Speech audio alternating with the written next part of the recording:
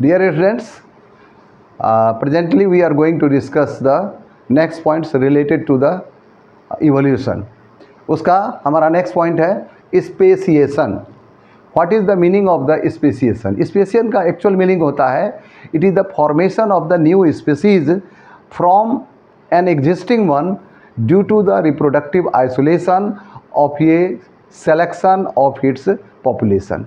किसी भी जीव में जो एग्जिस्टिंग स्पीसीज है, जो अभी वर्तमान में पृथ्वी पर है, उसमें रिप्रोडक्टिव आइसोलेशन किसी भी प्रकार का अगर वो सेपरेशन हो गया, एक जगह से जीव दूसरी जगह चले गए, वहाँ जा कर के अपना सेटल्ड हो गया और वहाँ मान लेते फिर उसकी शादी ब्याह दूसरी जगह हो गई, वहाँ पर उसकी रेसेस अलग हैं, तो इस तरह से पुराने स्पीसीज से एक नए तरह का स्पीसीज का निर्माण हो जाता है. तो इस स्पेसिएशन भी इवोल्यूशन के लिए एक बहुत ही इम्पॉर्टेंट पॉइंट है. उसके बाद दूसरा पॉइंट हम लोग डिस्कस करेंगे फिजिकल बैरियर.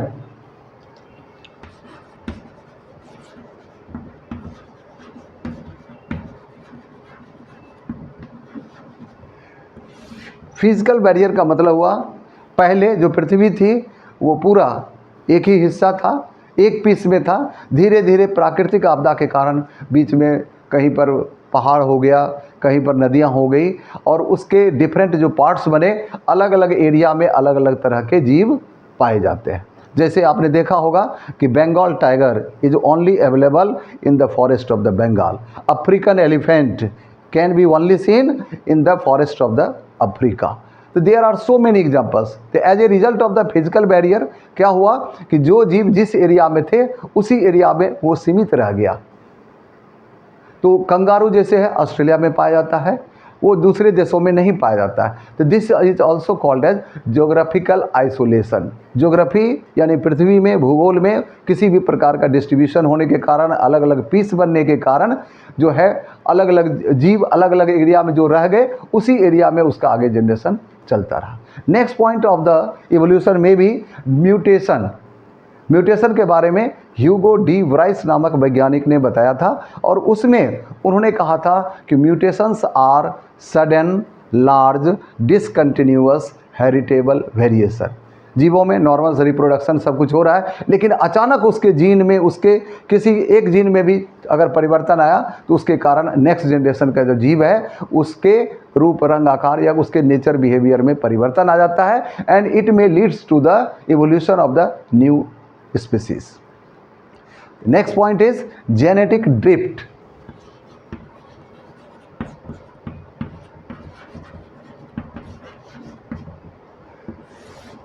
जेनेटिक ड्रिफ्ट के द्वारा भी हम इसको एक्सप्लेन कर सकते हैं कि random change in gene frequency that occurs in a small population due to fixation of the certain alleles.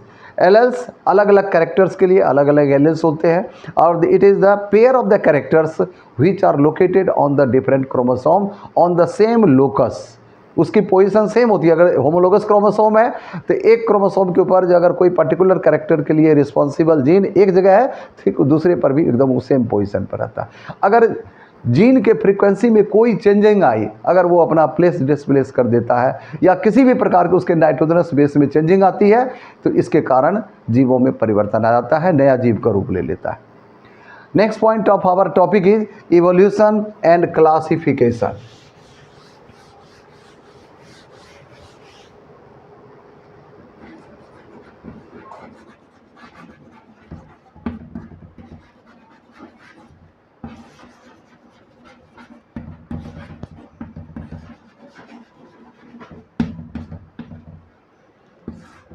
Evolution and classification both are related to one another. अगर आप इवोल्यूशन की चर्चा कर रहे हैं तो अगर आप क्लासिफिकेशन को ध्यान से देखेंगे तो आपको लगेगा कि हाँ सही मायने में इवोल्यूशन हुआ है.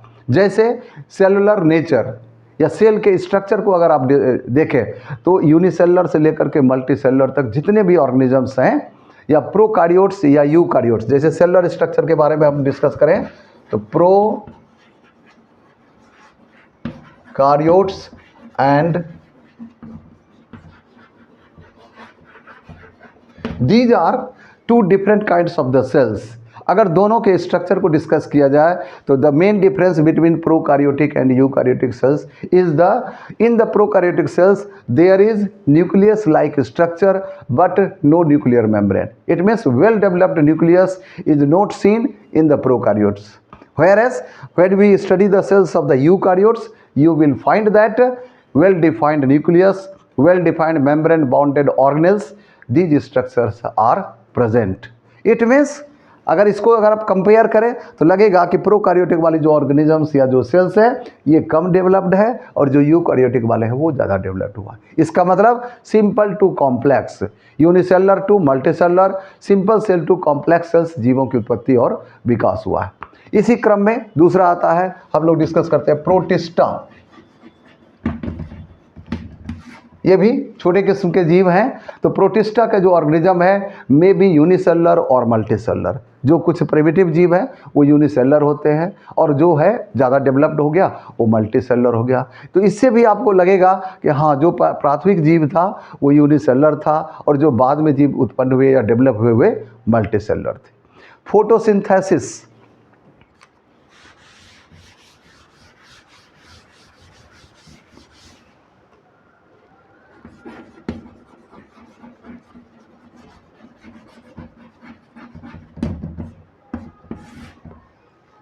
Being a student of biology, we know very well photosynthesis is a process in which a living organism is able to prepare their food by photosynthesis. तो प्रकाश संश्लेषण की क्रिया ग्रीन प्लांट्स में होते हैं जिसके सेल्स में क्लोरोफिल मौजूद रहता है. तो फोटोसिंथेटिक सेल्फ डिपेंडेंट हो गया कि green plants are self dependent and holozoic nutritions